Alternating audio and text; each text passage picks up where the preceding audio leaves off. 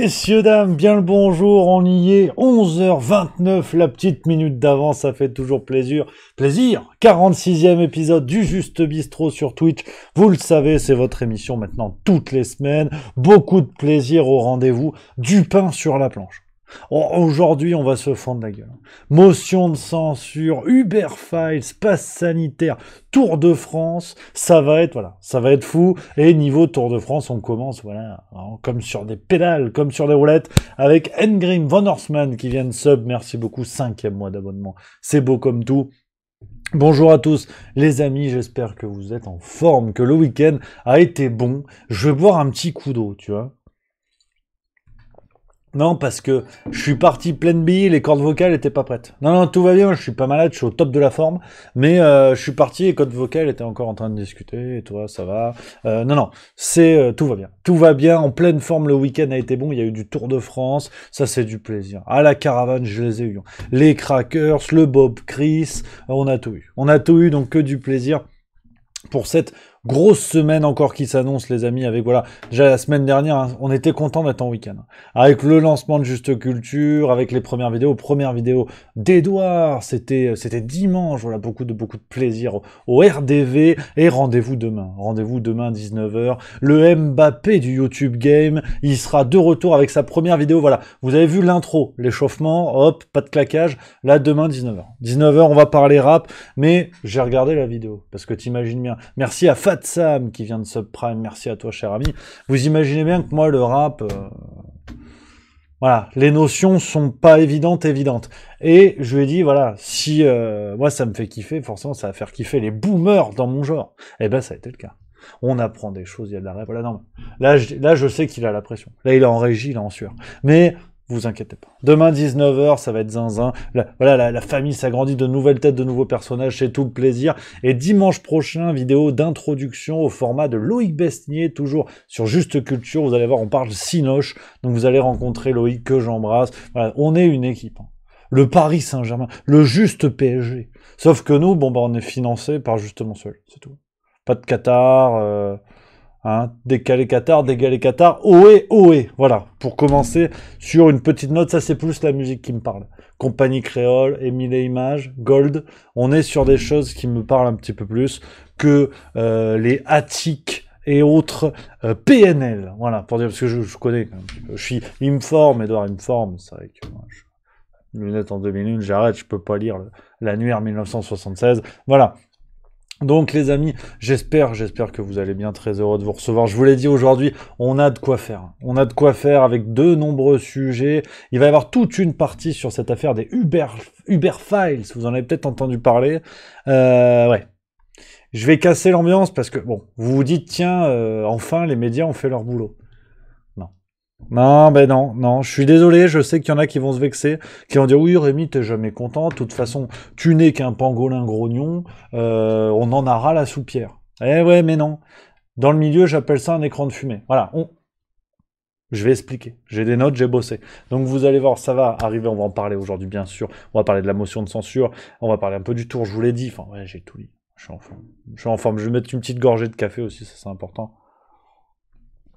Je salue tous les copains qui sont là, Gaëtan du 44, Miss 10, Jeanne Franchi, que j'embrasse, Hardiska, il y a mon Dan Boss, il y a J2050, il y a tout le monde, il y a mon Sébastien Quesada, il y a mon Romain Durif, il y a Kraken Dragon, il y a tout le monde, c'est fou. Et j'ai vu passer des petits nouveaux, donc on vient s'asseoir devant, c'est Renobre et Razormex, qu'on embrasse, qui sont nouveaux dans la famille, donc asseyez-vous, on bavarde pas, parce que c'est vrai que les gens sont turbulents par ici.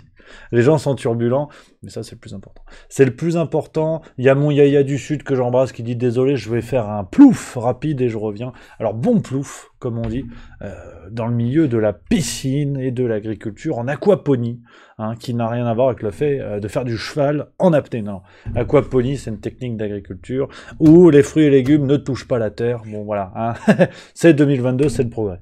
Qu'est-ce que je voulais vous dire Oui. Je vais faire ma petite promo, parce qu'il faut pas déconner. Il reste des places à Lyon, vous le savez les amis, mon petit rêve qui se réalise. Bon, c'est dans 10 jours, hein. Clairement j'ai les fesses qui font bravo, 9 jours techniquement. La première, donc je vous le dis, hein, ceux qui n'ont pas suivi, j'ai la chance et le privilège de faire la première de Stéphane Cuvelier, première dans sa tournée triomphale qui s'annonce. Première date le 21 juillet, ça va être complètement zinzin au Théâtre de l'Odéon. Et le 23 juillet, on sera du côté de Lyon au Théâtre à l'Ouest, et il reste des places. Il reste des places. Donc il y a Auray en Bretagne également le 30. Ah, les Bretons, ils sont chauds. Les Bretons, ils sont chauds parce que il y a quasiment plus de place. Il en reste une vingtaine en Bretagne, quelque chose comme ça. C'est complètement fou. Donc nos amis bretons sont très chauds. À Lyon, il reste encore un paquet. Il reste un petit paquet, donc n'hésitez pas. Et à Montpellier, il en reste quelques-unes aussi, il me semble. Donc je vous mets le lien pour Lyon. Si ça vous intéresse, vous venez les copains. Ça va être chouette. On va se serrer la pince en plus. Je fais la première partie. Bon, ça, au pire, vous allez assister à un naufrage en direct. Mais bon, ça, c'est pas grave. Après, il y a Stéphane Cuvelier, le spectacle, le one-man show. Ensuite, soirée. Eh oui, on sera tous ensemble parce que c'est la fête nationale belge, le 21 juillet. Donc, crois-moi bien, ça va envoyer. Ça va envoyer du bois, ça va envoyer de la bière, ça va envoyer de la fritasse avec modération. Si vous connaissez quelqu'un dans votre entourage qui s'appelle Modération, ça m'intéresse. Parce que j'aimerais bien, à l'arrivée de la marée chaussée, quand je serai environ à 850 grammes, de dire « Ouais, mais j'ai bu avec modération ». On va dire « Non, mais monsieur, ça se voit que non ». Je dis « Si ». Et là, il a sa carte d'identité, modération, et puis il choisit son nom de famille. Voilà. Ou à la limite, effectivement, il y a Fact 3L, ça c'est malin, qui dit mode ération, à la rigueur. Le prénom féminin, ération, nom de famille. Ça c'est possible. Enfin voilà, on va se débrouiller. Donc, les amis, au-delà de ce genre de blagues et autres calembours, on va commencer pleine balle, parce que c'est vrai qu'on a beaucoup de choses aujourd'hui. Alors, pour finir sur cette petite partie, il y a Caltorac31 que j'embrasse, qui dit « Et Toulouse, vous nous snobez ». Mais non, camarade, Toulouse. J'ai fait un paquet d'années à Toulouse, j'adore Toulouse. J'adore Toulouse, Toulouse la belle, Toulouse la grande. Oh, Toulouse, Nougaro. Voilà, hein. Un torrent de cailloux qui glisse dans ton accent. Si je dis pas de conneries, il me semble que c'est ça. Eh bien, je sais pas encore. Voilà, moi je fais 3 premières dates avec Stéphane qui me fait confiance. Ouais, ça c'est beaucoup de plaisir. Et puis après, on sait pas si ça se passe bien. Peut-être que je serai sur la Lune un jour avec Marlène Schiappa. Elle est toujours pas descendue. On verra. On verra ce qui peut se passer. En tout cas, je note cette chemise. S'il y en a qui sont ophtalmo, envoyez-nous des paires de lunettes parce que c'est vrai que là, c'est pas terrible. Hein. Le petit carreau de connard, c'est pas l'idéal.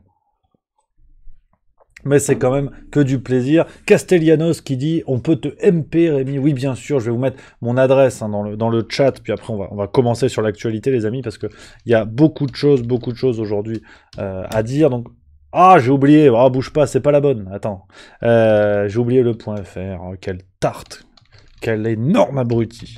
Voilà, si vous voulez m'envoyer des messages, des compliments, des insultes, des photos, des nounours, voilà mon adresse mail, vous faites ce que vous voulez. C'est que du plaisir, j'essaie de répondre autant que possible, donc n'hésitez pas. En ce moment, ma boîte est quasi, voilà, j'ai fait le tri, normalement je suis bon. Normalement je peux répondre, donc on va voir ce qu'on peut faire. Donc, les amis, qu'est-ce qui se passe? C'est le bordel. C'est le bordel. On va commencer en douceur. Pas tout de suite avec les Uber Files. Parce que... t'inquiète. Donc, la France Insoumise, c'était le 11 juillet. C'était hier. La France Insoumise a déposé sa motion de censure contre le gouvernement. C'était prévu. Donc, motion de censure, c'est-à-dire l'opposition qui, à l'Assemblée nationale, fait entendre son désaccord pour dire au gouvernement... allez vous faire cuire le cul et dégager. Voilà. C'était le but du jeu. Donc, bon, alors très clairement, voilà, c'était prévu que ça passe pas. Il y a Miss Deans qui nous le dit effectivement, parce que pour dire différentes raisons, hein, on a déjà LR et LREM qui avaient dit non, c'est trop tôt pour l'instant. Enfin, voilà, hein, le fameux cirque dont je vous parlais, qu'on soit bien d'accord. Ça fait quand même 2-3 semaines qu'on en parle et que je vous dis que les législatives n'étaient qu'un cirque qui a permis à chaque parti de récupérer des sièges et donc du pognon pour se financer sur les 5 années à venir, et que désormais toute cette promesse d'opposition face au pouvoir d'Emmanuel Macron, ça va sentir le paix froid, ça va retomber comme un soufflet, et l'opposition, il n'y a plus personne. Rassemblement National, hier elle était même pas là, Marine Le Pen. Elle était même pas dans l'Assemblée pour enfin, même si elle votait contre, elle a même pas voté, si vous voulez.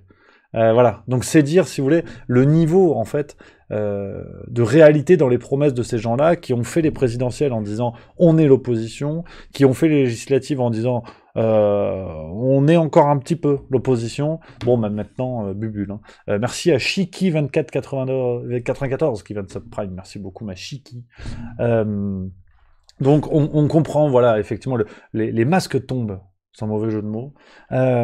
Cette affaire de cirque d'opposition, alors les LR, c'est pas une surprise, mais le RN, j'ai petite pensée quand même aux amis qui ont voté Marine Le Pen, qui, bon bah voilà, comprennent qu'aujourd'hui, bon malheureusement, l'opposition n'était qu'un argument parmi tant d'autres, était d'ailleurs peut-être l'un des rares arguments du RN, c'est peut-être aussi tout le problème, mais qu'importe.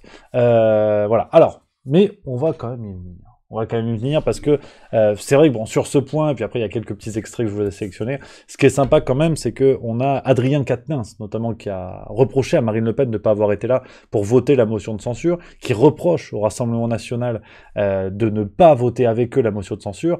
Ce qui est paradoxal, c'est qu'il y a une dizaine de jours, quand il s'agissait de voter pour distribuer les gros postes de l'Assemblée nationale, là la France Insoumise faisait des pieds et des mains pour dire faut surtout pas s'allier avec le RN, surtout pas voter pour eux, surtout pas appeler à voter avec eux. Là, par contre, pour la motion de censure, fallait... Non, mais quand je te dis c'est le cirque, c'est de tous les côtés. Voilà. Presque à chaque fois sur Twitch, je m'excuse dans le Juste Bistrot de vous dire je ne tape pas que sur la France Insoumise, il y a des pompes à vélo de partout. Ah ben aujourd'hui, vous en avez la preuve. Hein. Et j'ai mon Ben Talagan, alors salut à CosmoCats TV qui dit bonjour Juste Milieu, bonjour je chat, salut à toi camarade. Et mon Ben Talagan qui dit on voit bien que ce système de parti est archi sclérosé et à bout de souffle. Finalement, ce sont les députés sans parti qui votent le plus librement et en leur âme et conscience. Absolument. Très beau résumé. Je suis absolument d'accord avec toi, mon Ben Talagan. Donc, voilà. Et puis, ce cirque, hein, forcément, est un cirque sur le fond, mais également un cirque sur la forme. Je change d'écran avec la Game Boy. Forcément, je ne l'ai pas configuré. Parce que voilà, j'ai l'intellect d'une pelle à tarte, donc j'ai pas pensé. Elisabeth Borne. Alors c'est vrai que bon, Elisabeth Borne, c'est quelque chose. En termes de fun, elle a des maxillaires, je veux dire, en termes de musculature, c'est Stephen Hawking. Et bon, bah voilà, c'est comme ça. Hein. Mais bon, bah elle a fait les punchlines. Elle a fait les punchlines. Maintenant, c'est le truc en politique. Quand tu veux qu'on se rappelle de toi, tu fais les punchlines. Tu fais des blagues. Alors moi, je suis un crétin. Je suis sur Twitch, YouTube, c'est bien, tu vois. Je mets les chemises qui font bugger la webcam, c'est génial. Elle est première ministre. Et d'ailleurs tous, hein, dans l'opposition ou pas. Maintenant, il faut faire la punchline. Donc voilà ce qu'a dit, puis tout le monde applaudit comme des débiles et tout le monde est content. Votre motion de censure parle de légitimité. Alors je suis bien d'accord, et je vous l'apprends peut-être, vous n'avez pas gagné.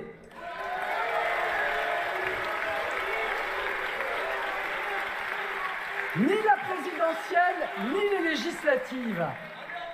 En démocratie, ça n'est pas celui qui a moins de voix, celui qui a moins de sièges qui est légitime à gouverner. Voilà. Bon, elle a poussé la chansonnette. Les cordes vocales ont un petit peu envoyé.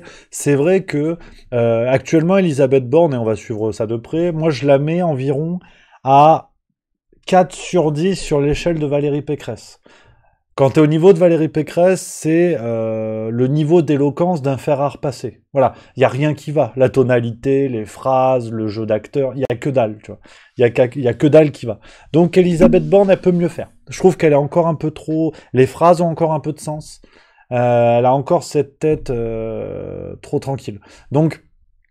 peut mieux faire. Donc voilà, ça c'était voilà ce qu'elle a répondu avant le dépôt de la motion de censure qui a échoué. Même des gens, ouais, aux côtés de la NUPES. Ah oui, petite parenthèse.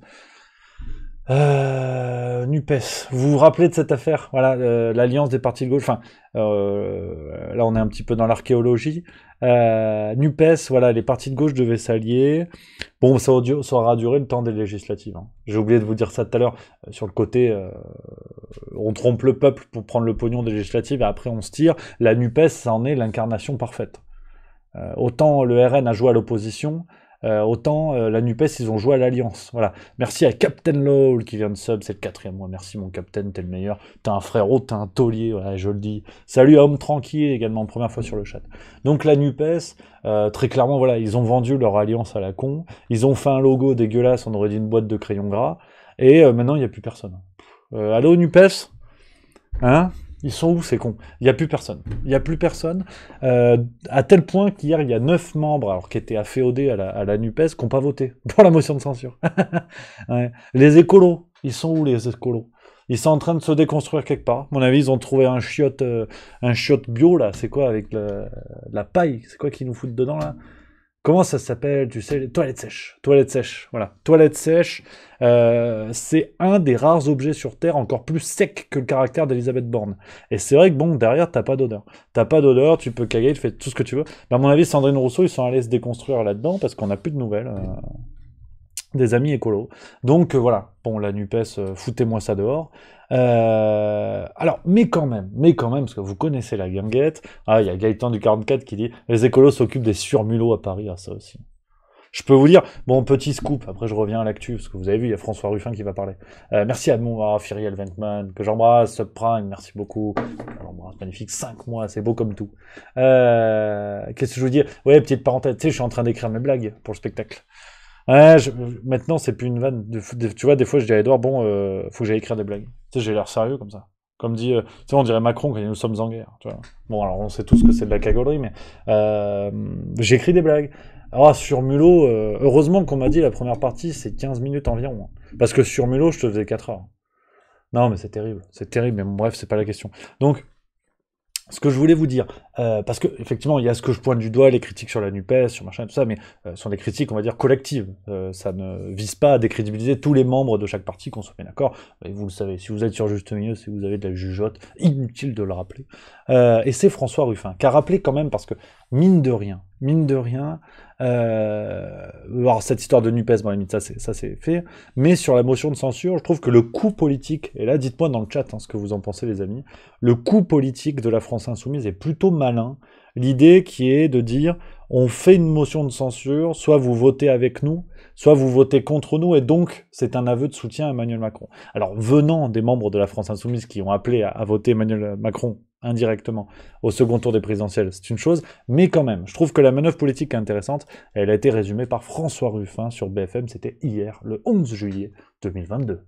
Maintenant, on a une clarté qui apparaît, quoi. C'est quoi? C'est qu'il y a une majorité tacite, une majorité objective qui apparaît à l'Assemblée nationale. Vous savez, quand le dimanche, le Rassemblement national, des législatives disait la seule force d'opposition à Macron, bah, on voit aujourd'hui que c'est une opposition en carton-pâte. Que le jour où il y a quand même les Uber Files qui sortent, où on voit que Macron, il est copain comme cochon avec les plus grandes multinationales et qu'il est prêt à livrer les travailleurs des plateformes à ces multinationales, ce jour-là, que viennent faire les députés du Rassemblement national et les députés des Républicains? Ils viennent s'abstenir pour pas mettre en difficulté le gouvernement d'Emmanuel Macron. Donc là, maintenant, il y a un choix.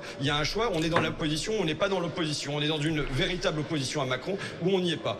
Pour moi, il n'y a pas de doute que si je peux bloquer la politique d'Emmanuel Macron, si je peux bloquer sa politique sur les retraites, je le ferai tous les jours où ça sera possible. Voilà. Bon, alors...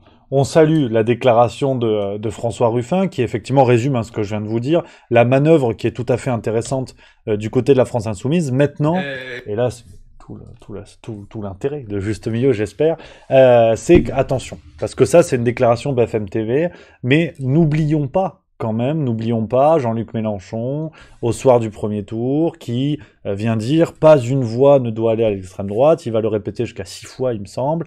N'oublions pas que, je sais qu'il y a des copains de la France Insoumise qui vont dire « Non, c'est pas vrai, il a jamais dit, nanana ». C'est un appel à voter Emmanuel Macron. Voilà. Parce que on l'a déjà fait, on va pas refaire le raisonnement 1000 fois, mais à ce moment-là, il y a 3 possibilités. Appeler à voter Marine Le Pen, bon bah ça c'est mort. appeler à l'abstention, ce qu'il n'a pas fait, et appeler à voter Emmanuel Macron, ce qu'il n'a pas fait, mais il a dit pas une voix ne doit aller à l'extrême droite sans appeler à l'abstention. Donc c'est une sorte de syllogisme un peu politique. Pour moi, il a simplement appelé à voter Emmanuel Macron, qu'on le veuille ou non.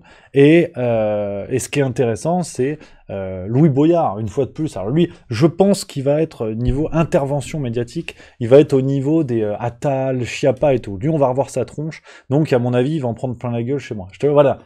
Tant qu'il est à ce niveau-là, après, s'il fait des bons trucs, je le dirai. Mais il était face à Julien Audoul du Rassemblement National sur BFM il y a 2 jours, le 10 juillet. Et Louis Boyard s'est quand même fait prendre à son propre piège, du buzz un peu permanent et tout ça. Sauf que Audoul a bien souligné le fait de qui avait donc appelé la France Insoumise à voter au soir du premier tour des présidentielles. La réponse coule de source, comme je viens de vous le démontrer, sauf que Louis Boyard n'assume pas. Vous l'avez dit, Louis Boyard, la démocratie c'est une pratique. Et moi j'ai une question démocratique à vous poser. Vous avez voté pour qui au second tour de l'élection présidentielle? Au second tour de l'élection présidentielle, eh ben écoutez, j'ai voté. Écoutez, vous savez quoi, je vais le garder à mon âme et conscience. Ah, magnifique, magnifique. Vous n'assumez pas d'avoir voté pour Emmanuel Macron. Ce qui prouve bien que votre motion de censure n'est qu'une motion d'imposture. Et même pire, c'est une motion de bouffonnerie. Voilà. Après, bon, on est d'accord ou pas avec Julien Audoul, mais pour le coup, je trouve que là, il met quand même le doigt sur le nœud du problème, c'est que la France insoumise se retrouve une forme de stature, à dire voilà, nous on est l'opposition parce qu'on a déposé la motion de censure. Autant on peut reconnaître l'habileté du coup politique, autant il faut reconnaître que c'est une opposition qui avait appelé à voter pour le président qu'elle combat aujourd'hui. Donc c'est une forme d'opposition qui avait baissé la culotte au bon moment et qui désormais se dit ça y est, on a remis la culotte, donc on a retrouvé du courage. Voilà un peu. Je sais pas ce que vous en pensez, les amis, s'il y a des amis qui soutiennent la France Insoumise ici, on peut en papoter, vous connaissez la guinguette. Mais je voulais quand même, voilà, vous résumer un petit peu ces séquences. Salut à Crapouillot qui vient d'arriver, première fois sur le chat, ça fait plaisir. Donc, voilà, je voulais vous dire ça, faire un peu le point. Alors, il y a Q4 TRE qui me dit « T'es un peu malhonnête là, non ?» Eh ben, c'est tout le sens du débat, n'hésite pas à me dire pourquoi et on papote avec grand plaisir. Ceux qui veulent, d'ailleurs, vous le savez, vous pouvez venir sur le Discord Juste Milieu, intervenir en direct à l'oral via le salon vocal. N'hésitez pas si ça vous tente, les copains, vous êtes les bienvenus, vous le savez. Alors, je prends les commentaires du chat, justement, pour papoter. Il y a Jeanne Franchi qui dit « J'aurais été d'accord avec toi, Rémi, sur la motion de censure si le RN ne s'était pas allié hier soir à la NUPES contre la loi Covid. Du coup, on ne peut pas dire que le RN vote avec la Macronie, contrairement à LR. La loi Covid va montrer réellement qui est dans l'opposition ou pas. » Cher Jeanne Franchi, j'ai quand même envie de te dire, encore heureux. Encore heureux, parce que si leur bisbille politique à la con devait faire que, en plus, le Rassemblement National ne vote pas contre la loi Covid, parce qu'il y a les pas copains de la France Insoumise qui sont allés, là, ça aurait été lamentable. Ça aurait été vraiment lamentable. Donc, heureusement, j'ai envie de te dire. Mais je suis d'accord, t'as raison de pointer ça du doigt, on va y venir, arrête de spoiler, là. Il y a Fact3L qui dit « Je ne suis pas d'accord, mais on va pas refaire le débat. Jean-Luc Mélenchon n'a pas appelé à voter Macron. Il a dit de ne pas voter Marine Le Pen. Maintenant, il n'a pas appelé à s'abstenir, mais n'a pas dit qu'il ne fallait pas le faire. » Voilà, Fact3L, je pense que c'est un débat, effectivement, on sera sûrement pas d'accord là-dessus. Maintenant, à un moment donné, je trouve cette capacité de la France Insoumise à jouer sur les mots quand il s'agit d'elle-même, que ce soit d'ailleurs sur cette déclaration, ou même sur d'autres affaires, comme on l'a vu, Bouaf, Coquerel et tout ça. Là, ils ont un sens beaucoup plus aiguisé du détail, alors que quand il s'agit de condamner les autres partis, on y va à grands coups de pelle et ça dérange personne. Donc je pense qu'il faut, voilà, à mon avis, l'honnêteté intellectuelle commande de reconnaître ça, et c'est pas grave en fait. Ça n'enlève en rien au combat de la France Insoumise, ça n'enlève en rien aux qualités des membres de la France Insoumise, et j'y reviendrai d'ailleurs au discours de Mathilde Panot, qui a été très bon. Voilà, je pense qu'on peut reconnaître ça, ça ne nuit pas à tout ce que fait la France Insoumise depuis des années, et ce qu'elle va continuer à faire, mais ça fait pas de mal non plus, à mon avis, de le reconnaître.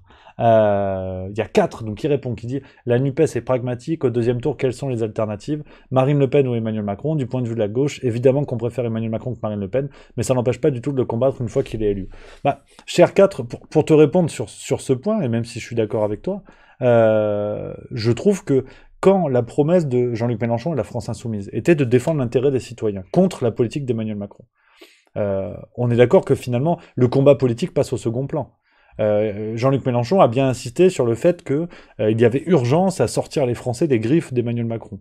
À partir de là, pourquoi il n'a pas appelé les Français à s'abstenir, à la rigueur? à la rigueur. Mais je pense que ces bisbilles politiques, en fait, ne sont que du théâtre, d'un côté comme de l'autre.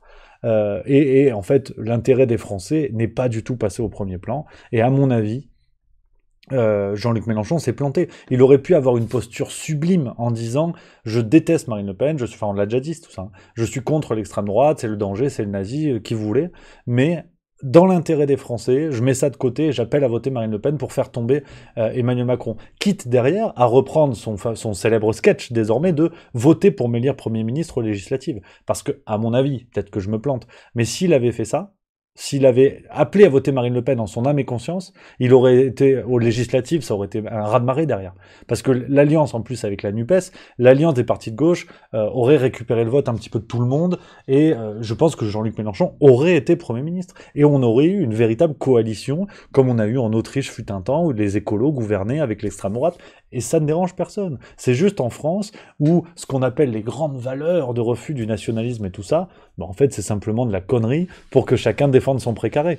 À mon avis, voilà un petit peu ce que je peux vous dire là-dessus. Je pense que c'est de la cagolerie et que Jean-Luc Mélenchon n'a pas eu le courage de ses ambitions, qui était celle de devenir Premier ministre, mais ça passait par la nécessité d'une coalition, et c'est sûr que c'était plus simple de le faire, enfin, c'était plus simple de le faire avec Emmanuel Macron, et encore que, ça veut bien dire que d'une certaine manière, il aurait toléré le fait de collaborer, je dis ça au mot du dictionnaire, hein, me faites pas une Raphaël Antoven, collaborer, les nazis, non, collaborer au sens du dictionnaire avec Emmanuel Macron. Donc désolé, je me suis emballé, je trouve le sujet passionnant parce que on est vraiment dans la vie politique, hein, ce qu'il y a de plus chimiquement pur, mais en même temps ça empêche pas l'analyse et le débat est intéressant. Alors je prends vos commentaires, Miss Deans qui nous dit « Je suis d'accord te dire s'opposer en appelant voter Macron n'a pas de sens, mais s'opposer à Macron soi-disant sans voter la motion de censure, ça n'a pas plus de sens. » On est d'accord, mais le jeu n'est pas à la comparaison, je pense que tous critiquent déjà indépendamment. Aviator2905 qui dit « Comment certains peuvent-ils encore croire ce que raconte Mélenchon? Terrible d'être aussi naïf. Il y a plus de saison, tu veux pas choisir entre la peste et le choléra, tu donnes pas de consigne. » Pourquoi pas, effectivement. Ce qu'on lui avait reproché en 2017, quand même. C'est pour ça qu'à mon avis, il se sentait peut-être un petit peu obligé de le dire. Drin33230, quand j'ai voté, j'ai glissé chef. Ça débat, hein, c'est bien. Alpha 4-0, beaucoup de gens comme moi ont voté Marine Le Pen au second tour et auraient voté NUPES aux législatives. Absolument. Kiket 12-12, déjà pour moi c'est gagné. J'adhère à ton analyse. Heureusement qu'il y a de la suite, parce que Kiket, juste j'adhère, ça aurait été très bizarre. Mais là c'est très bien. Gêne Franchi qui dit tellement d'accord, Rémi, ça fait plaisir. 4 qui continue, donc pour poursuivre le débat. Mais il n'a jamais dit tout sauf Macron. Ouais, c'est ça. Mais il n'a jamais dit tout sauf Macron, précisément, c'est la différence entre la gauche et la droite, où la droite dit tout sauf la NUPES, et la gauche dit tout sauf le RN, et une fois le RN écarté, il faut combattre Macron. Je t'avoue que j'ai pas tout compris dans ce que... Enfin, oui, si on voit, mais on voit à quel point, je veux dire, la vie politique est ridicule. Je veux dire, c'est un combat de parti, mais même si effectivement je te rejoins sur ce point, à quel moment on table sur l'intérêt des gens en fait? À quel moment on défend l'intérêt des citoyens? C'est dire quoi, je veux dire là ils font tous des barrages à la con, enfin, je trouve ça un petit peu ridicule, mais effectivement tu résumes bien la situation. Naltir qui dit on est bien d'accord que de toute façon l'intérêt des Français n'est pas à l'ordre du jour, c'est peut-être sur ce point effectivement qu'on peut se retrouver. Il y a 4 qui dit je vais sur Discord si jamais. Alors ça ce serait chouette. Si on arrive à débattre, à papoter ensemble sur Discord, alors attends, j'y suis. Si tu veux nous rejoindre, n'hésite pas à te manifester dans le canal général. Comme ça on peut te passer, voilà, dispo pour vocal. Alors attends. Edouard, je vais essayer de le faire. Attention. Alors là, ça va chier des bulles carrées là. Au secours.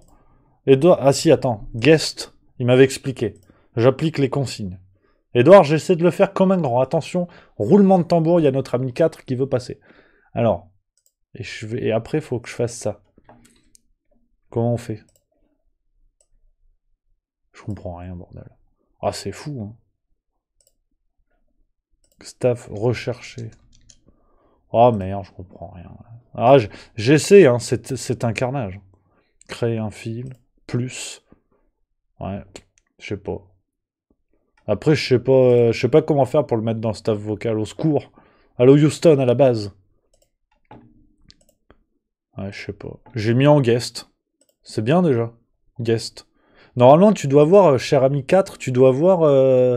t'as pas ce... Ah non, c'est pas ça, je suis con. C'est pas celui-là. Est-ce que tu vois Attends ou live, cher ami 4? Quel bazar, je suis désolé. Là, c'est les aléas du direct. Ah là, tiens, il y a Edouard dans le staff vocal. Salut Edouard. M'entends pas. Ah, je découvre l'internet. Hein. Non, ça va marcher. Ah, attends, bouge pas, j'y suis. Regarde. Alors attends, si tout va bien, est-ce qu'on est bon? Allô Houston à la base. Incroyable. Oh là là, ça fonctionne. Oh, du premier coup. Oh, la belle affaire. Ça s'améliore par ici. Hein. Ah non, mais c'est... Vraiment, dans 2 semaines, c'est Virgin Radio, cette affaire. Comment vas-tu, cher ami? Eh ben, ça va très bien, merci. Merci à toi d'intervenir sur ce sujet chaud, mais c'est génial, on va pouvoir débattre et à l'oral, voilà, ça fera réagir tout le monde. Dis-moi dis-moi tout alors sur ces bisbilles politiques.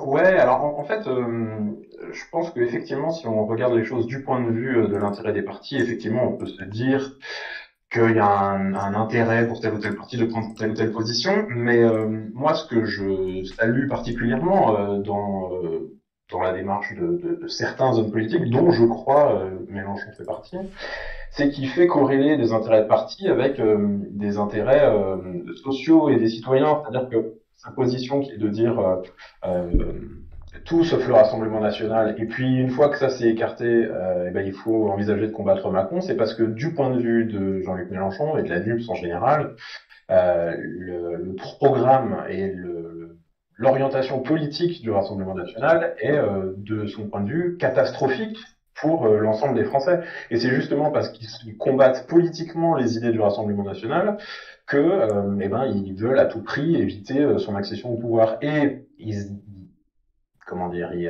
luttent aussi contre les idées d'Emmanuel Macron et globalement de la droite en général, mais évidemment qu'il y a une différence de nature entre le projet de Macron, qui est un projet libéral, et que en général la gauche conteste pour ces raisons-là, économiquement libéral, quoi.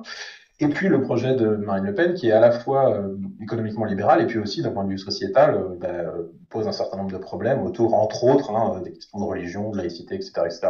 Donc, moi, je trouve pas que c'est si décorrélé que ça de l'intérêt des Français, c'est au contraire faire exister dans la parole des partis une trajectoire politique. Et ce que dit la NUP, c'est de dire la trajectoire politique souhaitée par l'Assemblée nationale est plus dangereuse que celle d'Emmanuel Macron, qui elle aussi est quand même dangereuse, quoi. Donc il y a une hiérarchisation qui est faite, et ce qui explique, de mon point de vue, ces positions que du coup, sur cette lecture-là, je trouve pas si incohérente.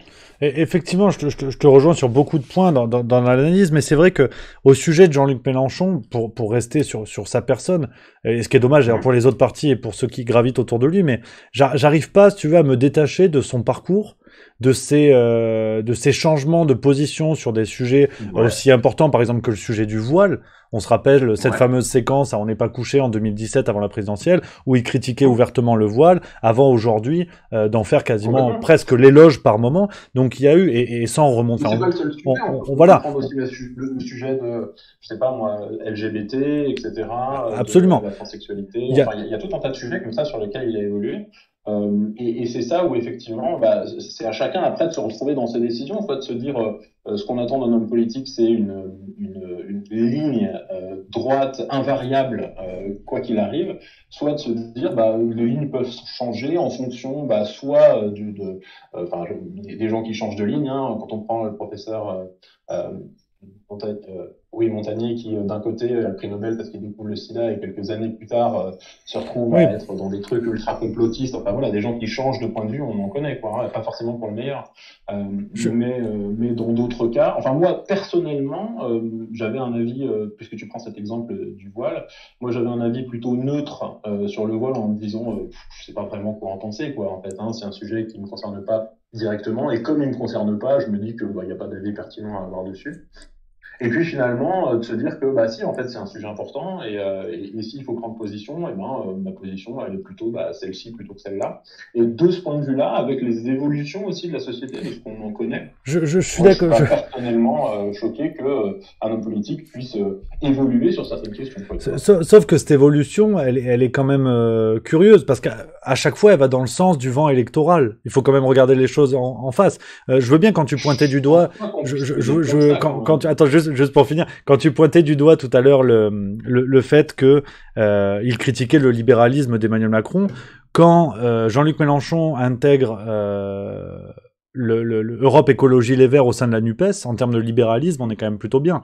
Donc c'est aussi ça que je pointe du doigt, c'est que il y a, je crois vraiment qu'il y a un opportunisme en fait électoral qui n'est pas la chasse gardée de Jean-Luc Mélenchon, qu'on soit bien d'accord, mais il y a un opportunisme électoral qui fait que aujourd'hui sa seule argumentation presque me semble être le fameux barrage à l'extrême droite. Bon, alors parce qu'en pointant du doigt, certains l'ont fait autour de lui quasiment, hein, toujours ce chantage au nazisme, en oubliant un petit peu quand même que le parti d'Hitler en 1933 était un parti national-socialiste. Alors quand je vois le PS dans la NUPES, ça m'interroge beaucoup. Sans parler d'ailleurs, sans parler des communistes, hein, sans parler des communistes, je trouve qu'il y a des procès qui deviennent les seuls arguments politiques d'Emmanuel Macron dans la mesure où cette constitution qu'est la NUPES est un gloubi-boulga des idées de tous les partis qui ne cohabitaient pas ensemble à la présidentielle, donc qui en 2 mois n'ont pas pu faire programme commun. Donc on était sur... Alors, vas-y, pardon. On était, pour boucler, on était sur, je crois, un opportunisme à grande échelle avec tous ces partis qui visaient des postes, qui visaient des sièges et qui visaient une survie financière qui, malheureusement, s'est fait au détriment des intérêts des citoyens. Je te fais 2 réponses et puis après je vous laisse tranquille. Avec plaisir, avec plaisir. Parce qu'il y en a peut-être d'autres aussi qui veulent intervenir. Pour ce qui est de l'opportunisme, si tu veux, il me semble pas qu'on soit dans un climat sociétal sur lequel la question du voile est défendue par une majorité de Français. Et a priori, il y avait un sondage BFM, c'était BFM ou c'était LCI, je sais plus, qui montrait que plus de 3/4 des Français étaient défavorables à l'introduction, notamment du burkini, par exemple. Bon, bah donc du coup, on peut quand même pas suspecter Mélenchon et la NUPES, ce point de vue-là, d'avoir un discours électoral. C'est-à-dire que il y a une idéologie dominante qui est quand même qui va plutôt dans un certain sens, et il me semble pas, mais après c'est des perceptions, hein, et ils sont propres à chacun. Il me semble pas que ces perceptions générales, hein, moyennes en France, aillent dans ce sens-là. Il me semble justement qu'au contraire, pour beaucoup de propositions, il y a quelque chose de résolument, alors on va pas dire révolutionnaire parce que c'est pas le cas, mais réformiste, quoi, en tout cas, de la part de Mélenchon. Après, pour ce qui est du programme, moi, il y a un truc, moi, le seul regret, enfin, pas regret, mais l'amertume que j'ai, moi, personnellement, de cette présidentielle et dossier législative, et je pense à l'impression qu'a certaines personnes à gauche, notamment, de se dire que il n'y a pas eu d'élection, que machin, que tout ça, là. C'est lié notamment au travail qu'a fait la NUPES sur le programme. C'est-à-dire que qu'on soit d'accord ou non, et ça vraiment, il n'y a aucun jugement là-dessus, moi je suis complètement d'accord avec le fait qu'il existe des gens qui pensent différemment, évidemment. Mais, en tout cas, on ne peut pas reprocher, de mon point de vue, à la NUPES une absence de programme. Il y avait un programme colossal, chiffré du début à la fin, enfin je veux dire, il y a une proposition politique qui existe réellement. Mais comme les autres, même ça. Non, justement pas comme les autres, Et en particulier, alors encore une fois, moi si tu veux, peut-être que à gauche, des fois, on oriente davantage les critiques sur Emmanuel Macron plutôt que sur Marine Le Pen, mais parce qu'en fait, c'est lui qui est au pouvoir aussi. Et donc, dans une certaine mesure, c'est voilà, je pense que la présence des députés à l'Assemblée nationale, à l'Assemblée, va peut-être changer ce jeu-là. Mais les critiques de la France Insoumise étaient beaucoup plus dirigées sur Marine Le Pen au moment des présidentielles que sur Emmanuel Macron. Au moment des présidentielles, je suis d'accord avec. Au moment des présidentielles, complètement. Ouais. Et une fois les présidentielles passées, l'échec assumé de la France Insoumise, ils sont revenus sur Emmanuel Macron après l'avoir soutenu. On dira tout. Je suis d'accord avec toi. Le programme économique, on peut en parler. Et très sincèrement, j'ai sûrement pas les compétences pour l'évaluer. C'est pour ça que je m'y risque pas. Maintenant, sur ce fameux point de Jean-Luc Mélenchon qui n'a pas dit directement qu'il fallait soutenir Macron, là, enfin. On est d'accord que... Moi, personnellement, j'aurais presque plutôt souhaité qu'ils le disent, de voter Emmanuel Macron, mais je comprends que politiquement, ça puisse être un problème, en fait. Et typiquement, Louis Boyard, en tant qu'il est Louis Boyard, c'est-à-dire un jeune député qui a lui pas pris la décision à l'époque, je pense qu'au contraire, il aurait pu complètement assumer le fait de dire j'ai voté. Alors, je sais pas ce qu'il a voté, hein, mais je me doute qu'il a voté Emmanuel Macron, ou il a peut-être voté blanc d'ailleurs. Mais spontanément, si j'étais à sa place, moi, j'aurais dit sur un plateau de télé, ben moi j'ai voté Emmanuel Macron, évidemment. Évidemment, parce que justement, je fais la différence entre Emmanuel Macron et Marine Le Pen, et quand bien même je combats fortement Emmanuel Macron, parce que je suis en désaccord avec l'intégralité de son programme économique, eh ben, je suis encore plus en désaccord, ce que je revenais sur le début, hein, avec la question de la hiérarchie, avec le Rassemblement national. Mais moi, je trouve ça un peu dommage qu'il ne l'assume pas de ce point de vue-là. Le problème, c'est que, et ça, c'est là encore que mon avis, hein, mais quand l'essentiel aujourd'hui des positions politiques de certains membres de la France Insoumise repose sur des postures médiatiques, et Louis Boyard en premier lieu, bah forcément, c'est sûr qu'ils pouvaient pas faire tomber le château de cartes. C'est quand même eux qui, au lendemain de leur entrée à l'Assemblée nationale, ou quelques jours après, ont fait cette espèce de faux mariage, tu sais, la mise en scène qui a eu lieu devant l'Assemblée nationale. C'est lamentable, c'est lamentable. Mais c'est lamentable. Je veux bien qu'ils aient un programme pour réduire les impôts, pour tout ce que tu veux, et encore, bon, pour le coup, c'était l'inverse, mais qu'importe. Là, vraiment, ils entrent à l'Assemblée nationale, et c'est ça le symbole qui est envoyé, c'est une troupe de théâtre, quoi. C'est quand même pas terrible. Je conçois que c'était pas très habile, ouais. Mais effectivement, il y a de la communication, hein, voilà. Mais bon, au milieu de tout ça, et il y en a un peu de chaque côté de la communication, je trouve qu'il y a quand même un travail de fond qui est fait par la NUPS, qui permet aussi à des gens qui sont en désaccord, et il y en a un certain nombre sur ce chat, mais de se positionner par rapport à ce programme. Et c'est ça qui est intéressant finalement, c'est de se dire, voilà quoi, quand on entend toutes les deuxièmes tours des législatives, les députés et les membres du gouvernement qui attaquent la NUPS sur des questions islamistes, anarchistes, etc., alors qu'il y a un vrai programme économique à combattre. Enfin, je veux dire, ils pourraient complètement combattre le programme économique, mais qu'ils le font pas. C'est un petit peu dommage, quoi, de justement ramener à ces postures-là. Donc finalement, ces questions de posture, je trouve qu'elles sont assez partagées par tous, et on peut tous le déplorer. Après, bon, voilà, hein, c'est ce que dit Spinoza sur les affects. Hein, il faut que les idées soient habitées par des passions, et que ces passions sont déclenchées davantage par de la communication que par des grandes propositions. Hein, voilà, évidemment. Mais bon. Mais en tout cas, c'est vraiment un plaisir de t'avoir, parce que c'est tout le sens du Juste Bistrot. L'échange qu'on a donne vraiment du sens. C'est que on peut ne pas être du tout d'accord, et on construit nos désaccords, et on discute. Et ça, c'est le plus important. Donc ça fait plaisir. Donc voilà. Merci à toi, cher ami. T'es le bienvenu pour les prochains Juste Bistrot. N'hésite surtout pas. C'est très sympa. Allez, bon appétit à tous qui mangent. Merci beaucoup. Hein. À très bientôt. Merci. Oui. Donc voilà les amis, ça c'est magnifique. C'est magnifique, c'est l'esprit Juste Bistrot. Attention, j'ai vu des turbulents là dans le chat. J'ai vu des turbulents qui n'ont pas dit des messages gentils. Ça me plaît pas ça. Attention, là je deviens maître d'école. Non, c'est les amis, les gars. C'est le but du jeu, les copains. On n'est pas d'accord, mais c'est normal. Hein, si vous êtes là, c'est que vous avez la jugeote pour entendre des avis contraires. Sinon, on serait sur CNews ou je sais pas où. Donc, c'est tout le but du jeu. Au contraire, je suis ravi. Merci à 4. Merci beaucoup, cher ami, pour cet échange. Donc voilà, c'est bien. On a des sons de cloche différents. C'est tout le but de la manœuvre. Si on s'enferme entre gens qui sont d'accord, on pense plus. Et voilà, tu vois, c'est ça le truc. Donc ça fait plaisir. Ça fait plaisir. Merci à Griotte qui vient de donner un beat et qui dit... bien dit Rémi, merci. Ouais, voilà. Il y a Kalan qui dit oui Rémi, le débat fait du bien. Et c'est ça le but du jeu. Je suis d'accord. Il y en a, vous voyez, sur les propos sur Montagnier, on est d'accord, on n'est pas d'accord, pas de problème. Tu vois, il y a le biscuit corse que j'embrasse, qui est un frérot, qui dit une personne qui vient me dire que Montagnier est complotiste, même pas je discute perso. Cher ami, tu fais ce que tu veux, mais c'est dommage, parce que vous connaissez le but de la manœuvre. Je me bagarre tous les jours justement pour ça, pour qu'on débatte ensemble. Et si on n'est pas d'accord, c'est pas grave. On s'en fout, on va boire l'apéro, et puis voilà. Autour d'un baby-foot, tout le monde est d'accord. Et voilà, c'est ça que, tu vois. Donc ça, on aime. Parce que si dans nos petits espaces à nous, tu vois, sur Twitch, dans le coin, là, le Juste Bistrot, personne nous regarde. Si même entre nous, entre copains, on n'arrive pas à bavarder... Faut pas s'étonner après dans la société qu'il y ait des débats qui aillent que dans un seul sens, tu vois. Si on dit oui, à la téloche, les invités pensent toujours pareil. Si nous, on n'est pas capable de le faire, c'est que c'est la merde. Donc non, au contraire. Il faut s'entendre. Mais oui, non, mais il y a 7763 qui dit non, mais Rémi, dire que Montagnier est complotiste, c'est quand même une connerie. Je dis pas le contraire, mais à la limite, c'est pas le sujet. Et c'est pour ça qu'il faut débattre, pour savoir pourquoi on est dans le bon ou pas dans le bon. C'est ça qu'on aime. Salut à Nonold Ouf, première fois sur le chat, Al18. On a des petits nouveaux, alors soyez sages, hein, il y a des petits nouveaux. On est tout beau gosse, on arrive. Donc non, mais je sais, le biscuit corse, calme-toi, je t'entends être grognon, là. C'est pas un argument de dire qu'un grand professeur est complotiste, ça me fatigue. Mais on est d'accord, ça va, oh. Si tu veux, tu viens au micro, hein. C'est normal, t'as la pression du direct, attends, t'imagines. Non, mais je comprends, mais c'est ce que j'aime avec vous, les copains, c'est justement ça, c'est qu'on papote, c'est qu'on discute, et même si ça s'encanaille un petit peu, c'est ce qu'on aime.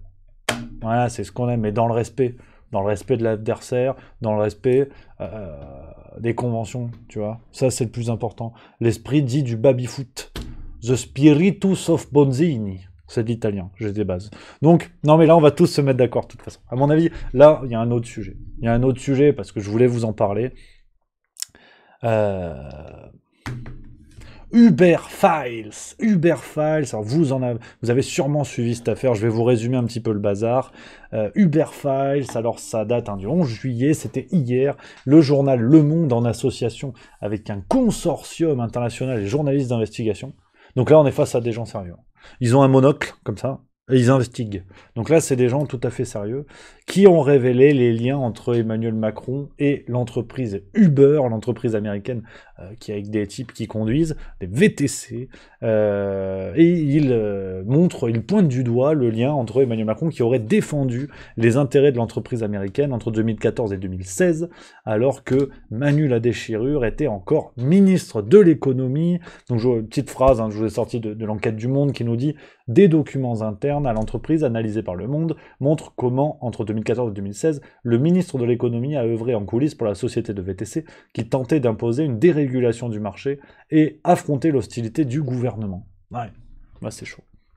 Il y avait des ententes. Donc c'est une affaire, hier, tout le monde s'est enflammé. Tout le monde parle. Et Uberfile, et Saint-Hubert Oméga 3. On en a parlé de partout. Alors moi, pareil, bon, je fais pas partie du consortium international des journalistes d'investigation. Mais j'ai quand même un monocle. Donc j'ai mis mon monocle. Et je peux vous dire que, une fois de plus, on nous la met un petit peu à l'envers. Non, mais je sais qu'il y a des esprits grognons qui vont me dire « Oui, Rémi, t'es jamais content. De toute façon, quand les journaux font pas leur travail, tu critiques. Quand ils font leur travail, tu critiques. » Oui, mais tranquille. Tranquille, parce que c'est vrai que bon, j'ai creusé un petit peu cette affaire. Bon, ça sort aujourd'hui. On parle d'une relation entre 2014 et 2016. On est en 2022, 6 ans plus tard, 2 mois après les élections présidentielles.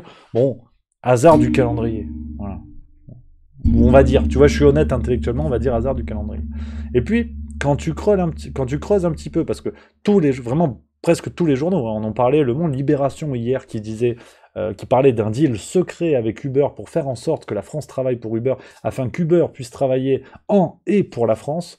Donc ça pointe du doigt vraiment une relation qui semble cadenassée. On parle d'échanges secrets entre Emmanuel Macron et des responsables du lobbying d'Uber en Europe, d'échanges également de SMS avec le grand patron d'Uber aux USA, et bon, en plus les rendez-vous n'étaient pas marqués dans l'agenda officiel du ministre. Enfin, non, c'était le bazar. C'était le bordel, d'ailleurs, j'ai envie de dire, comme dirait Dominique Strauss-Kahn, c'était le bordel, et la tuile. Alors, merci à Castellanos qui vient de sub, merci beaucoup, cher ami. Donc voilà, on a le bordel. Autre exemple, par exemple, qui a été sorti dans la presse, cette affaire en octobre 2015, le préfet des Bouches-du-Rhône, Laurent Nunez, sort un arrêté qui interdit les Uber dans le centre-ville de Marseille. Il dit, ouais, il y en a plein de cul, on va défendre nos taxis, tu vois. Et là, l'enquête du Monde nous révèle que y a des lobbyistes d'Uber qui vont prendre contact avec Emmanuel Macron, qui vont dire oui, Manu, t'essaies de nous débloquer tout ça. Et bon, bah moi c'est le hasard. Moi, tu sais, je suis crédule. 3 jours après, l'arrêté est modifié. Peut-être qu'il avait mal lu, le préfet, je sais pas, m'engueulez pas, je réfléchis avec vous. Et bon, bah, il s'est passé ça. Donc, le truc, c'est que très vite, il y a eu beaucoup de réactions. Bon, je peux vous en montrer si ça vous intéresse. Il y a eu beaucoup de réactions de gens du pouvoir, notamment Gabriel Attal. Je vais vous montrer ça. Gabriel Attal, c'était ce matin sur BFM TV, par exemple. Je vais vous montrer la réaction de Gabriel Attal. C'est curieux, regardez, je vous montre ça, la Game Boy. Ça, c'était Gabriel Attal sur BFM TV ce matin, le 12 juillet. Emmanuel Macron, si, alors que il donne une ligne de conduite, il découvre qu'en fait, vous envoyez des petits SMS à des grands patrons américains pour faire dans son dos l'inverse de ce qu'il dit. Non, bah, attendez, alors là, si vous faites référence à cette histoire de d'Uber Files. Alors là, franchement, moi, je trouve ça... Enfin, comme d'habitude, on a des oppositions qui font 1 tonne de mousse avec 1 gramme de savon. De quoi on parle? On parle d'un ministre de l'économie, Emmanuel Macron, qui, je le rappelle, disait partout qu'il était favorable à la libération de l'économie, à l'arrivée de nouveaux acteurs pour casser un certain nombre de monopoles, mais aussi... Voilà, ça c'est ce que dit Gabi Attal, tu vois. Et moi je me suis dit, tiens, c'est bizarre parce que je me rappelais d'une petite séquence en 2017 où Emmanuel Macron passe à la téloche. Et il est interrogé par un monsieur sur le plateau. Et bon, bah, alors Gabriel Attal nous dit oui, Macron, il a jamais menti. Il a toujours dit qu'il avait des liens avec les entreprises. Bah écoute ce qu'il disait en 2017. Pour avoir une loi, d'accord? Qui est-ce que je trouve en train de faire du lobbying dans un restaurant de luxe? Votre directeur de cabinet, monsieur. Attendez, pardon. Là, vous faites des accusations. Dernier point, et on sort de sujet. Dans un article. C'est sorti dans un article. C'est terminé. C'est terminé. Non, Au attendez. mois de juillet, il y a eu un article. On voyait clairement votre directeur de cabinet, des députés, des sénateurs en train de manger avec un peu l'écosystème du VTC, les lois du véhicule, les vendeurs de pioches. D'abord, là, ce que Et vous se dites- battaient contre cette loi. Non, mais Ça y est, attendez. Baroun, c'est terminé. Réponse d'Emmanuel Macron et on sort de On peut thématique. pas S'il vous dire plaît. tout et n'importe quoi. S'il vous plaît. Et la dernière. Quand on profère des accusations aussi graves que ce que vous dites, eh bien, on donne les noms, on donne la liste et on va devant le juge. On fait pas des sur choses. un article Monsieur, on fait pas des choses. Il y a en la l'air. liste Il y a des gens et des votre parlementaires et autres. Emmanuel Moi, Macron, je n'ai ça y jamais est, Baroun. défendu les intérêts de l'un ou de l'autre. Ce que Emmanuel je dis Macron. juste, Voilà. c'est que je Je défends. n'ai jamais défendu les intérêts de l'un ou de l'autre. Mais d'après Gabriel Attal, c'est bon. Ça va. Donc, voilà, vous l'imaginez bien. Bon, je passe rapidement sur les réactions des proches du pouvoir, même dans les médias. Beaucoup de gens qui ont dit non, mais c'est tout à fait normal qu'un ministre de l'économie fasse son travail. Enfin, une fois de plus, ce scandale, et si vous voulez, il est sorti de la masse et on ne regarde plus que ça. Sauf que quand on commence à parler maintenant des Uber Files, on parle de General Electric, donc et l'affaire Alstom. On parle de l'affaire de la revente du Monde, quand Emmanuel Macron était encore banquier d'affaires. Toutes ces relations qu'il y a à droite à gauche, si on fait une grosse boule, au bout d'un moment, il y a quelque chose qui cloche. Mais ce qui est fou, c'est que les médias, là, font leur travail. Et effectivement, on devrait dire, bravo les médias, ils ont sorti l'affaire. Sauf que la tuile. Parce que, tu sais, tu creuses un peu. Ça, c'est Libération du 12 juillet, d'aujourd'hui, au moment où je vous parle. T'apprends, en fait, tu sais, les petites, t'as le gros truc qui est sorti. Tu vois, t'as le gros Big Mac là, pam, et t'as le petit bout de salade qui est encore dans le carton. Sauf qu'il est bon, ce petit bout de salade. Et là, c'est pareil. T'apprends que Mark McGann, qui était lobbyiste chez Uber en Europe, donc qui a directement travaillé avec Emmanuel Macron à la période 2014-2016, où Emmanuel Macron était ministre de l'économie, on a Mark McGann qui dit, qui révèle avoir aidé à récolter des fonds pour la République En Marche dès 2016, et alors qu'il ne travaillait plus pour la firme américaine. Tu vois? Donc on a pointé du doigt une histoire qui, effectivement, et ça fait, je vais être un peu vulgaire, boucher les oreilles des enfants, ça fait mal au cul, cette histoire, on va pas se mentir, un ministre de l'économie qui traite directement avec des entreprises qui pratiquent le lobbying et qui ont donc intérêt à modifier les lois qui passent en France pour défendre leurs intérêts. Donc, qu'on soit bien d'accord, ça, c'est légal. C'est le pire, mais c'est légal. Par exemple, quand on voit dans le marasme de réaction politique qu'il y a eu, il y a Cécile Duflot, tu sais, qui débarque, qui a dit oui, c'est un scandale, le lobbying et tout ça. Cécile Duflot, elle bosse chez Oxfam, qui est un lobbying écolo. Donc, tu vois, c'est un peu comme le bon et le mauvais chasseur. Donc, c'est n'importe quoi. Et en fait, une fois de plus, donc on a cette grosse affaire qui sort, qui, et ça me fait mal de vous dire ça, mais finalement n'en est pas une, parce que ces pratiques-là sont légales. C'est un scandale, mais c'est légal. Il vous suffit de voir au niveau de l'Union européenne la pratique du lobbying qu'il y a. Il y a des lobbyistes qui ont leur bureau au sein des locaux de l'Union européenne, du Parlement européen. Vous pouvez chercher, je peux vous trouver les sources. C'est aberrant. C'est aberrant, mais c'est tout à fait légal. Donc cette affaire-là n'en est pas une. Elle sort dans un timing qui est curieux. Alors attention, moi je suis pas complotiste. Donc, enfin, je suis pas complotiste. Il y en a d'autres qui le sont un peu plus. Je vais vous montrer sur Twitter. C'est Brice Couturier. Il est journaliste. Vous connaissez peut-être. Et lui, parce que moi, je suis pas complotiste. Vous avez vu, moi, je mets des doutes. J'ai des doutes. Et Brice Couturier, sur Twitter, donc ce matin à 10h, il a dit « Des médias militants tentent de monter en mayonnaise une pseudo-affaire Uber, afin de déstabiliser un président dont ils acceptent mal la réélection. Les mêmes ont couvert le scandale d'une profession fermée afin de sauvegarder les intérêts d'un hiérarque mitterrandien. » Ça, c'est pas du complotisme. Ça, c'est bon. Ça, t'as le droit. Je sais pas après qui, où est-ce qu'il y a la VAR, tu vois. Est-ce que tu décides s'il y a hors-jeu ou pas? Là, c'est bon. Brice Couturier, les journalistes, il peut te dire c'est bon. Moi, je dis pas. Moi, je sais pas. Je prends les éléments de la presse. Donc, il y a cette grosse affaire qui est sortie qui ne me semble pas en être une.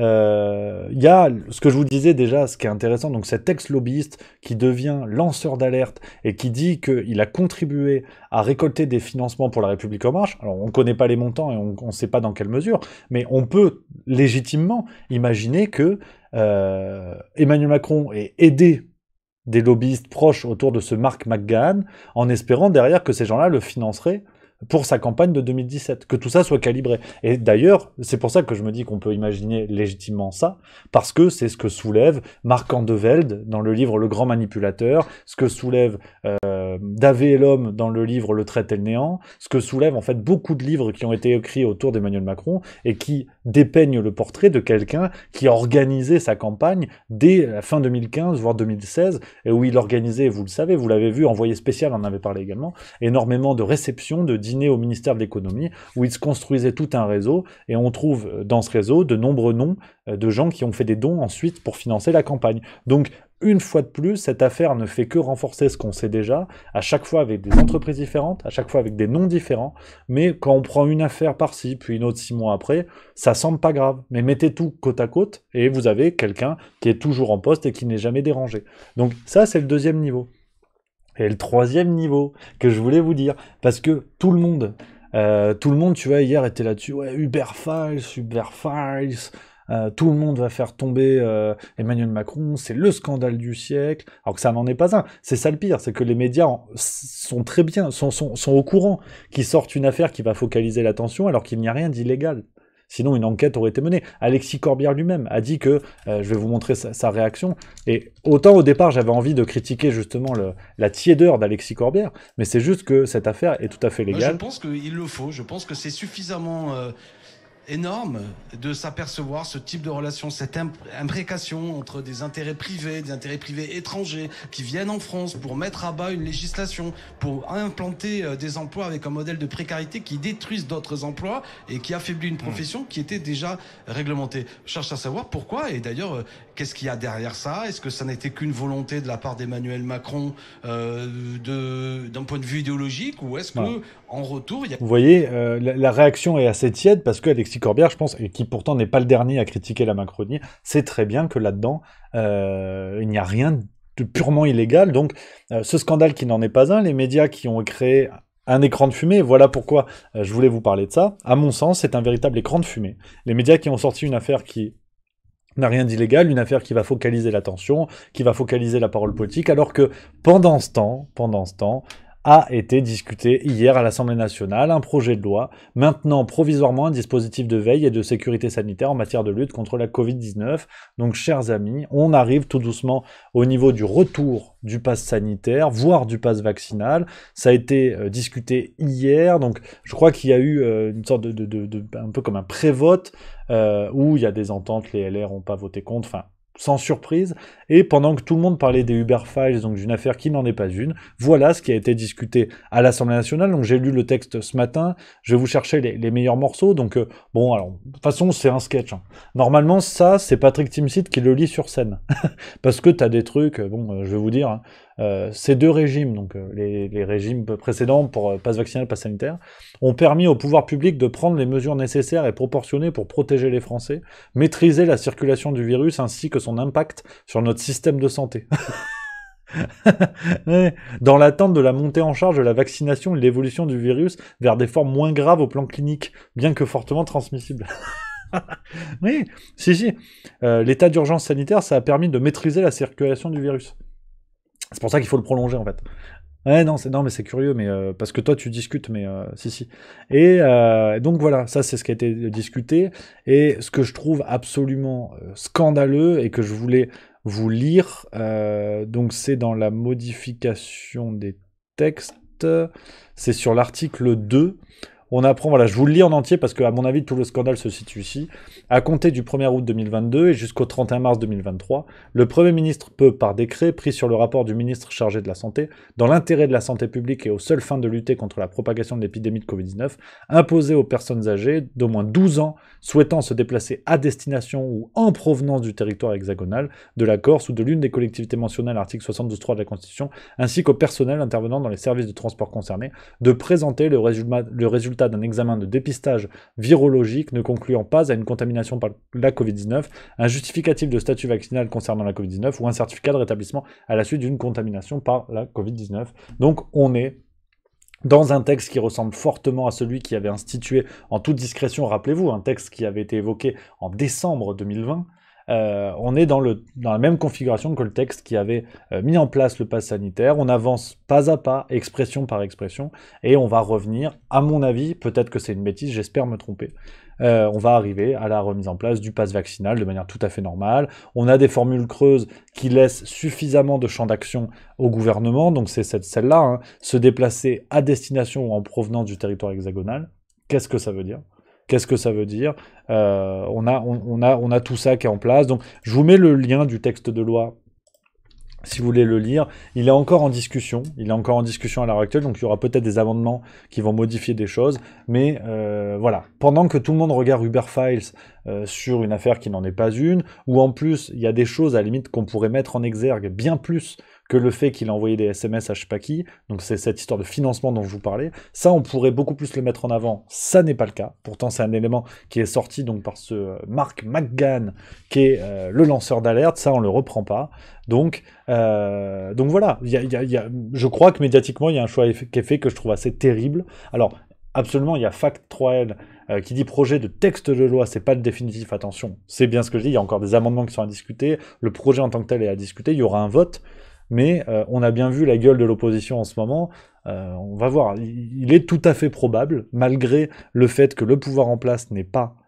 de majorité, il est tout à fait probable que ce texte passe et que, malgré tout ce qu'on nous a dit, hein, tous vaccinés, tous protégés, c'était le slogan, malgré tout ça, on revienne finalement aux mesures qui étaient en place ces derniers mois, avant les élections présidentielles. Je dis pas qu'il y a de lien, attention. Moi, moi, je suis pas comme Brice Couturier. Moi, j'en sais rien.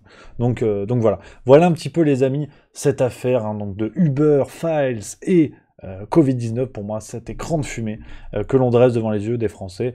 On verra bien ce que la suite nous réserve. Donc, les amis, voilà, bon appétit déjà, j'ai complètement oublié, bon appétit les amis, ceux qui sont à table, on arrive au bout des sujets que je voulais évoquer, mais on continue à papoter un petit peu sur le chat. Après j'ai faim, après je vais aller manger un petit bout, attendez, parce qu'on m'attend pour manger, c'est pas vrai ça.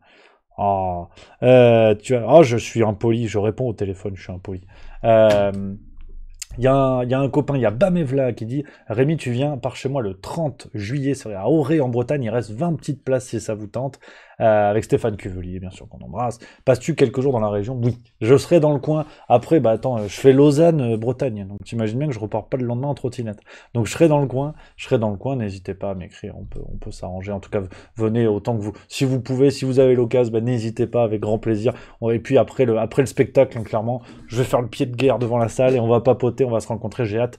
Les copains, déjà, de cette aventure-là, de faire la première partie de Stéphane Cuvelier, encore merci à lui. Et puis aussi de vous rencontrer après le spectacle, vraiment de prendre tout le temps jusqu'au bout de la nuit. Je serai dans le coin, je resterai en Bretagne un petit peu en vacances aussi.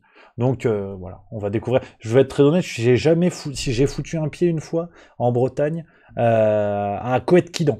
J'y suis allé une fois. Raison familiale. Mais voilà, donc je vais découvrir la Bretagne, donc les amis bretons, si vous êtes dans le coin, avec plaisir pour une petite bolée, c'est ça, une bolée.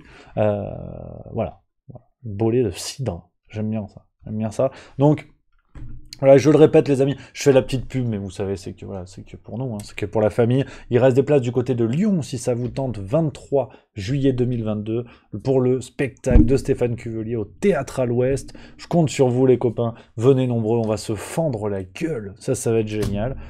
Pour aujourd'hui, est-ce qu'on a fait un petit peu le petit tour? Qu'est-ce que j'avais d'autre à vous dire? Ouais, il y a Tour de France, ouais, ils nous font chier avec les mesures Covid. Ouais, j'ai peur que le Tour de France n'aille pas au bout, je vous le dis tout de suite, hein. J'ai peur, mais bon, on va voir. Voilà. Pour tous les amis bretons qui veulent qu'on se voit sur place, n'hésitez pas à m'écrire, je dis vraiment dans la mesure du possible, parce que je viens aussi pour me reposer. Pendant une semaine, on va fermer boutique, mais ce sera un plaisir de vous voir papoter un petit peu. Il y a mon adresse mail, je vous la remets dans le chat, n'hésitez pas à m'écrire, promis juré, on essaie de se caler, on boit un petit coup. En tout cas, à Auray, dans tous les cas, après le spectacle, pas avant. Parce qu'il ne s'agirait pas que je débarque sur scène comme Jean-Louis Borloo à l'Assemblée nationale. Donc voilà, on va faire ce qu'on peut. Mais voilà, n'hésitez pas à m'écrire les amis, j'attends vos messages. On va, promis juré, faire tout ce qu'on peut pour se croiser. Donc Tour de France, ouais, ils me font peur. Il y a eu 3 types qui ont dû abandonner parce qu'ils avaient test positif. Langen, Bouchard, c'est ça, Geoffrey Bouchard, et Guillaume Martin, que j'adore en plus, qui a écrit des bouquins de philosophie autour du vélo, c'est passionnant. Je vous ferai une chronique là-dessus, tiens, sur Juste Culture. Et, ouais, c'est ça, c'est Bouchard, Geoffrey Bouchard, le Norvégien Vegard Steiklengen et Guillaume Martin qui ont dû abandonner. Ils ont testé tout le peloton lundi, 100% de tests négatifs, alors qu'il y avait des types, enfin bref. J'ai peur que cette connerie n'aille pas au bout. Bon, moi je suis fan, d'ailleurs je vais pas tarder parce que le peloton va démarrer. Donc, les amis, on a fait le tour pour aujourd'hui, on est ensemble depuis plus d'1 heure, vraiment, que du plaisir, une fois de plus. Merci à vous d'être aussi nombreux, merci encore à 4 pour son intervention sur Discord, c'était vraiment chouette, un grand plaisir de discuter avec vous les amis, qu'on soit d'accord ou pas, c'est tout le but du jeu, donc n'hésitez pas pour les prochaines fois si ça vous tente. Moi, ben, je retourne aux affaires, hein. On va continuer à préparer la farce tranquille, il y a plein de petites choses qui arrivent, n'hésitez pas à faire un tour sur Juste Culture, le rendez-vous est donné, hein. 19h demain, c'est le buzz. C'est le buzz. Je lance ma pépite, mon cheval fou. Ah, c'est 19h, c'est Edouard, vous allez voir, on va parler rap. Orelsan, peut-être vous connaissez pas. Eh ben, venez, en fait, dans tous les cas, il est fin, il est vif, il a mis ses petites lunettes aussi. Et il a construit un truc, ça peut intéresser tout le monde. C'est très fort. Tu vois, il doute là dans le chat. Il a dit tais-toi, il a oublié le trait d'union. Il est en panique. Il est en panique. Non, mais ça va être chouette. Moi, je serai là à 19h. J'aurai un fumigène dans le studio, ça va être incroyable. Donc voilà. Voilà les copains, merci à vous d'être aussi nombreux. Qu'est-ce qui nous attend cette semaine 18h ce soir, je vais remettre l'extrait de ce que je viens de vous dire sur le Uber Files et Covid-19. Je vais remettre le petit extrait sur YouTube. Donc vous l'avez déjà vu, chers amis, mais c'est pour ceux qui nous suivent sur YouTube et qui sont pas encore sur Twitch, montrer un petit peu ce qu'on fait. Et puis je voulais absolument traiter le sujet, donner un petit peu mon petit avis là-dessus. Donc ça sort à 18h, ça. Vous l'avez déjà vu, mais si vous voulez faire un tour et partager, ça fait toujours plaisir. Demain, sur Juste Milieu, c'est la farce tranquille. Bah bien sûr, 61e épisode, à 18h. Et à 19h, on va voir Edouard. Voilà. Non, mais tout ça est bien pensé. C'est la fabrique du buzz. Voilà. Ça, c'est 19h demain. Jeudi, et la matinale demain. On ne s'arrête plus. Matinale sur Twitch, demain 8h30, bien sûr. Où avais-je la tête, comme dirait Louis XVI. Bien sûr, demain 8h30 la matinale. Jeudi, dodo. Je crois qu'il n'y a rien jeudi. Et vendredi, le Juste Bistrot, 11h30, et après il y aura la vidéo d'introduction de Loïc sur Juste Culture, c'est le bazar, vraiment, on envoie du bois en ce moment dans une quantité non négligeable. Donc voilà, que je vous dise pas de bêtises, la vidéo de Loïc c'est samedi 19h, vidéo d'introduction, et 18h c'est Cassolette et Macron. Nouvel épisode, voilà. Je le lâche comme ça, sans annonce. Nouvel épisode de Cassolette et Macronie, épisode 2. Ce sera sur Agnès Buzyn. Dimanche 18h. On en reparlera sur Twitch, les amis. Merci à vous. Merci à vous d'être aussi nombreux, vraiment. C'est que du plaisir. Vous êtes les meilleurs. Prenez soin de vous. On boit. Là, on boit de l'eau. Ouais. Je sais qu'il y a des amateurs de l'apéro et j'en fais partie. Mais là, on boit de l'eau. Attention. On boit de l'eau. On va vérifier les proches, les anciens, les amis autour de nous. Si tout le monde va bien. Faites attention à vous, hydratez-vous bien, ça c'est important. De l'eau, un petit ricard avec modération à la rigueur le soir, hein, mais toute la journée t'envoies de la citerne de flotte. Donc, je vous embrasse les amis, à table, j'ai grand faim, je vous salue, prenez soin de vous, je vous dis à demain, en pleine forme, la matinale, 8h30, je compte sur vous. Bon après-midi, bon courage pour ceux qui sont au boulot. Vive la rigolade et vive la France, voilà.